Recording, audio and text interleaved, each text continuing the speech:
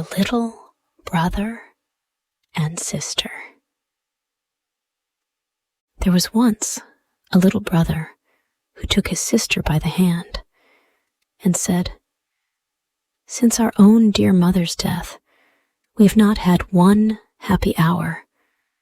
Our stepmother beats us every day, and when we come near her, kicks us away with her foot. Come, let us wander forth into the wide world." So all day long they traveled over meadows, fields, and stony roads. By the evening, they came into a large forest and laid themselves down in a hollow tree and went to sleep. When they awoke the next morning, the sun had already risen high in the heavens, and its beams made the tree so hot that the little boy said to his sister, "I am so very thirsty that if I knew where there was a brook, I would go and drink.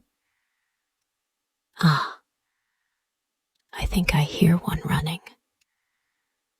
And so saying, he got up, and taking his sister's hand, they went to look for the brook.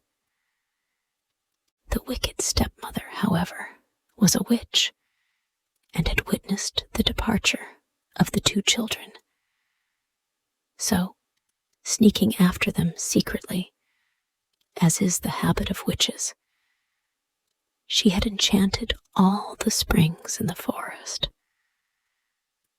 Presently, they found a brook, which ran trippingly over the pebbles, and the brother would have drunk out of it. But the sister heard how it said as it ran along, "Who drinks of me will become a tiger." So the sister exclaimed, "I pray you, brother, drink not, or you will become a tiger and tear me to pieces." So the brother did not drink, although his thirst was very great, and he said, "I will wait till the next brook." As they came to the second, the sister heard it say, "Who drinks of me becomes a wolf." The sister ran up crying, "Brother, pray do not drink, or you will become a wolf and eat me up." Then the brother did not drink, saying, "I will wait until we come to the next spring, but then I must drink. You may say what you will. My thirst is much too great."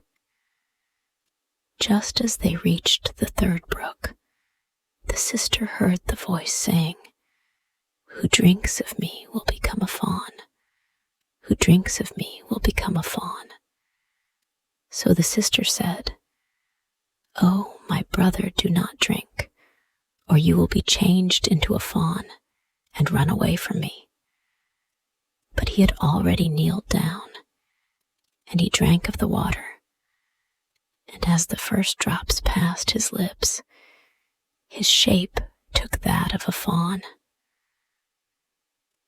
At first the sister wept over her little, changed brother, and he wept too, and knelt by her, very sorrowful. But at last the maiden said, "Be still, dear little fawn, and I will never forsake you." And taking off her golden garter, she placed it around his neck, and weaving rushes, made a girdle to lead him with. This she tied to him, and taking the other end in her hand, she led him away, and they traveled deeper and deeper into the forest. After they had gone a long distance, they came to a little hut, and the maiden, peeping in, found it empty, and thought, "Here we can stay and dwell." Then she looked for leaves and moss to make a soft couch for the fawn. And every morning she went out and collected roots and berries and nuts for herself, and tender grass for the fawn. In the evening, when the sister was tired and had said her prayers, she laid her head upon the back of the fawn, which served for a pillow, on which she slept soundly. Had but the brother regained his own proper form, their lives would have been happy indeed. Thus they dwelt in this wilderness, and some time had elapsed when it happened that the king of the country had a great hunt in the forest, and now sounded through the trees the blowing of horns, the barking of dogs, and the lusty cry of the hunters, so that the little fawn heard them and wanted very much to join in. "Ah," said he to his sister, "let me go to the hunt. I cannot restrain myself any longer." And he begged so hard that at last she consented. "But," she told him, "return again in the evening, for I shall shut my door against the wild huntsman, and that I may know you, do you knock and say, 'Sister dear, let me in,' and if you do not speak, I shall not open the door." As soon as she had said this, the little fawn sprang off quite glad and merry in the fresh breeze. The king and his huntsmen perceived the beautiful animal and pursued him, but they could not catch him, and when they thought they certainly had him, he sprang away over the bushes and got out of sight. Just as it was getting dark, he ran up to the hut and, knocking, said, "Sister mine, let me in." Then she unfastened the little door, and he went in and rested all night long upon his soft couch. The next morning, the hunt was commenced again, and as soon as the little fawn heard the horns and the tally-ho of the sportsmen, he could not rest, and said, "Sister dear, open the door. I must be off." The sister opened it, saying, "Return at evening, mind, and say the words as before." When the king and his huntsmen saw him again, the fawn with the golden necklace, they followed him close, but he was too nimble and quick for them. The whole day long they kept up with him, but towards evening the huntsmen made a circle around him, and one wounded him slightly in the hinder foot, so that he could run, but slowly. Then one of them slipped after him to the little hut, and heard him say, "Sister dear, open the door," and saw that the door was opened and immediately shut behind him. The huntsman, having observed all this, went and told the king what he had seen and heard, and he said, "On the morrow I will pursue him once again." The sister, however, was terribly afraid when she saw that her fawn was wounded, and washing off the blood, she put herbs upon the foot and said, "Go and rest upon your bed, dear fawn, that your wound may heal." It was so slight that the next morning he felt nothing of it, and when he heard the hunting cries outside, he exclaimed, "I cannot stop away. I must be there, and none shall catch me so easily again." The sister wept very much and told him, "Soon will they kill you, and I shall be here alone in this forest, forsaken by all the world. I cannot let you go." "I shall die here in vexation," answered the fawn, "if you do not, for when I hear the horn, I think I shall jump out of my skin."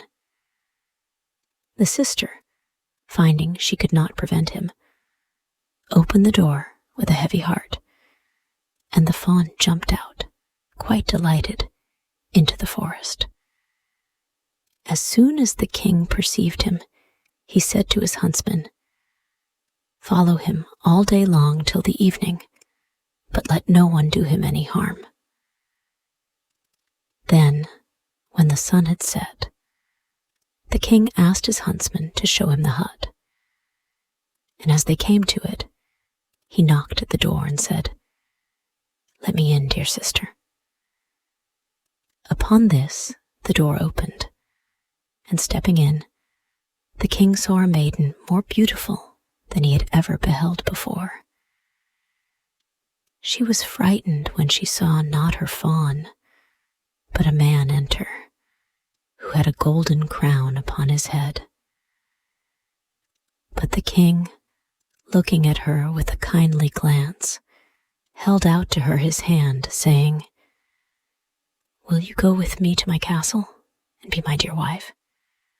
"Oh, yes," replied the maiden, "but the fawn must go too. Him I will never forsake." The king replied, "He shall remain with you as long as you live, and shall never want." The king took the beautiful maiden upon his horse and rode to his castle, where the wedding was celebrated with great splendor, and she became queen, and they lived together a long time, while the fawn was taken care of and played about the castle garden. The wicked stepmother, however, on whose account the children had wandered forth into the world, had supposed that long ago the sister had been torn into pieces by the wild beasts, and the little brother, in his fawn's shape, hunted to death by the hunters. As soon, therefore, as she heard how happy they had become, and how everything prospered with them, envy and jealousy were aroused in her wicked heart, and left her no peace, and she was always thinking in what way she could bring misfortune upon them. Her own daughter, who was as ugly as night, and had but one eye, for which she was continually reproached, said, "The luck of being a queen has never happened to me." "Be quiet now," replied the old woman, "and make yourself contented. When the time comes, I will help and assist you." As soon, then, as the time came when the queen gave birth to a beautiful little boy, which happened when the king was out hunting, the old witch took the form of a chambermaid and got into the room where the queen was lying, and said to her, "The bath is ready, which will restore you and give you fresh strength. Be quick before it gets cold." Her daughter being at hand, they carried the weak queen between them into the room and laid her in the bath, and then, shutting the door, they ran off. But first, they made up an immense fire in the stove, which must soon suffocate the poor young queen. When this was done, the old woman took her daughter, and putting a cap upon her head, laid her in the bed in the queen's place. She gave her, too, the form and appearance of the real queen, as far as she was able. But she could not restore the lost eye, and, so that the king might not notice it, she turned her upon that side where there was no eye. When midnight came, and everyone was asleep, the nurse, who sat by herself, wide awake near the cradle in the nursery, saw the door open and the true queen come in. She took the child in her arms and rocked it a while, and then, shaking up its pillow, laid it down in its cradle and covered it over again. She did not forget the fawn either, but going to the corner where he was, stroked his head, and then went silently out of the door. The nurse asked in the morning of the guards if anyone had passed into the castle during the night, but they answered, "No, we have not seen anybody." For many nights afterwards, she came constantly, but never spoke a word. And the nurse saw her always, but she would not trust herself to speak about it to anyone. When some time had passed away, the queen one night began to speak and said, "How fares my child? How fares my fawn? Twice more will I come, but never again." The nurse made no reply, but when she had disappeared, went to the king and told him. The king exclaimed, "Oh, mercy! What does this mean?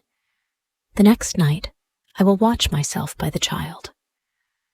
So in the evening he went into the nursery, and about midnight the queen appeared and said, "How fares my child? How fares my fawn? Once more will I come, but never again." And she nursed the child as she usually did, and then disappeared. The king dared not speak, but he watched the following night, and this time she said, "How fares my child? How fares my fawn? This time have I come, but never again." At these words the king could hold back no longer, but springing up, cried, "You can be no other than my dear wife." Then she answered, "Yes, I am your dear wife." And at that moment her life was restored by God's mercy, and she was again as beautiful and charming as ever. She told the king the fraud which the witch and her daughter had practiced upon him, and he had them both tried, and sentence was pronounced against them. The little fawn was disenchanted and received once more his human form, and the brother and sister lived happily together to the end of their days. And now this story ends. Hey, thank you so much for listening to the whole story. If you liked this story and want to thank me for creating this story, then you can buy me a cup of tasty coffee.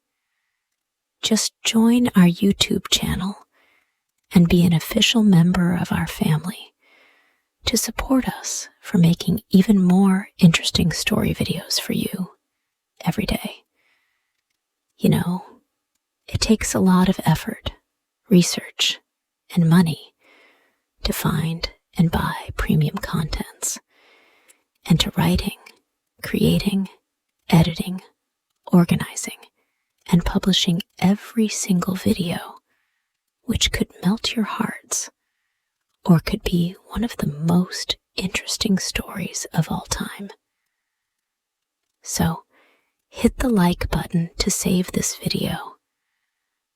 And most importantly, subscribe to our YouTube channel to learn English by watching super interesting English stories every day.